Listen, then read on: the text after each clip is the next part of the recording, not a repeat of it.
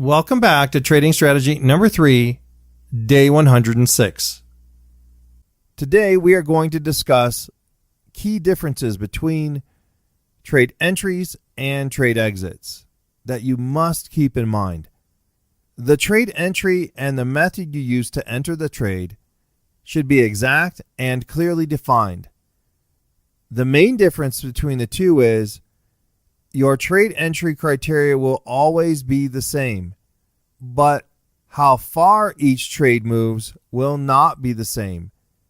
If you do not keep this lesson in mind, think about how the difference could impact your trading negatively. Could the fact that even though the trade entry criteria is the same and the results are different become frustrating to you? If you become frustrated, what might happen to your trading? If you begin to make mistakes in your trading, how will that impact you mentally? We will chat about this more tomorrow.